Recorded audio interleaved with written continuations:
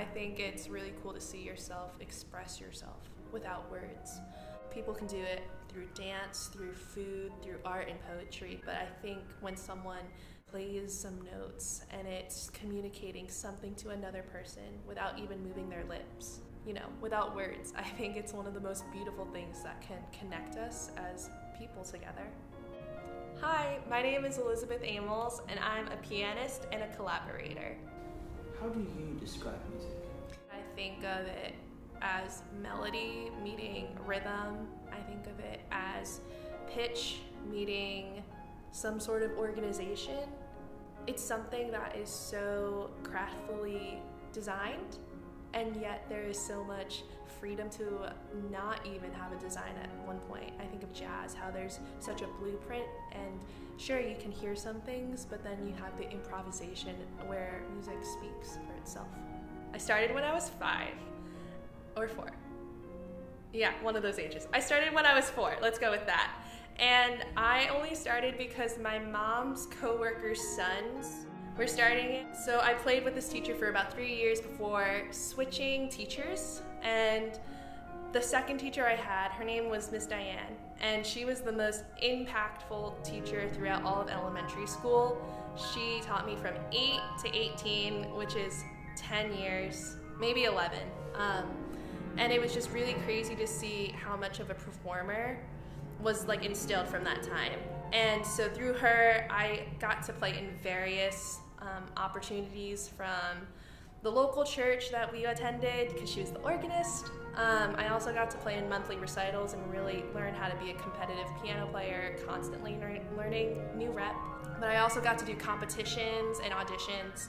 I got to play at Carnegie for a couple of times, and I think that was a highlight of my high school career because I didn't play sports. So while everyone was doing tournaments, I was doing auditions to go to New York City because I grew up in New Jersey.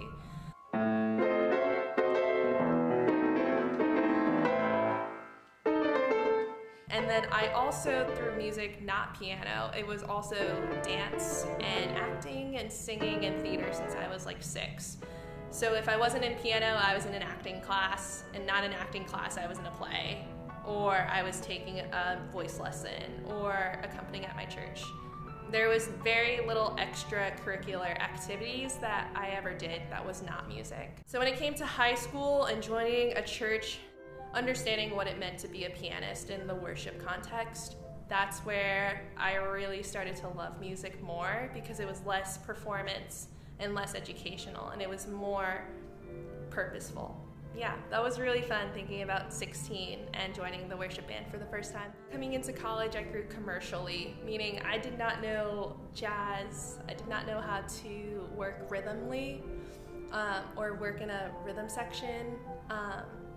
I could really play any accompanying piece. I learned how to be an entrepreneur in college with an accompanying business, with making connections with the other students, whether they were vocal or education or instrumental students. Playing in the worship ensemble bands would be a highlight from my college career. I learned so many things, not only from my professors, but from the other rhythm players.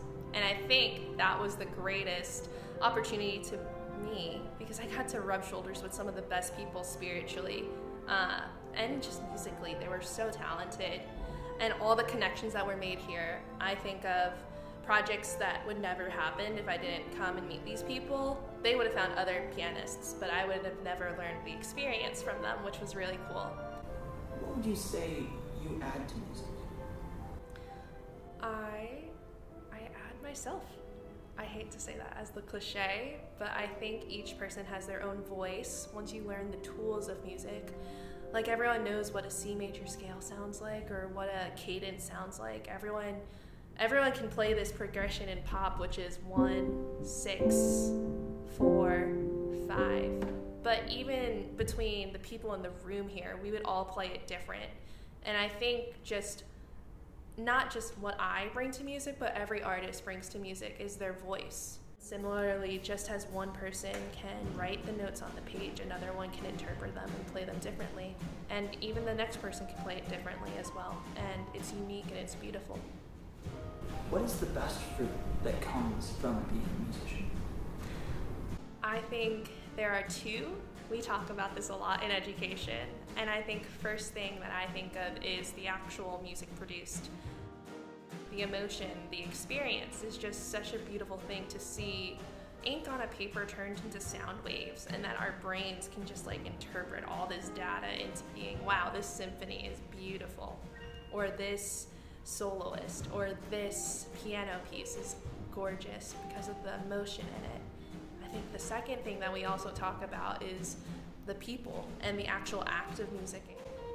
It's really built around the people. I think about all the relationships I've established because of music, because of the people I've met being in certain rooms. I think of the times my grandfather and I played piano together as a kid, and I think of the times that I'm probably gonna play music with my kids in the future, hopefully, and just the special connection and the bond and the memories that's associated with those times. And music always happens to be there for me, whether it's friends, strangers, classmates. It's just something that unites it, and that's the best fruit. I think of my senior recital as like the cherry on top. As a worship leader student, no one really thinks a lot as like a performance emphasis. Like you have your performance majors who are very high caliber, and I grew up that way, but I did not want my career to just be performance. And then I also struggled with education because I didn't know if I felt comfortable to teach with very little experience in my life. So going in that worship direction with a little bit of emphasis on both was where I ended up. I think that showcase was the best thing that ever happened because my family was there, all the connections I made from college were there.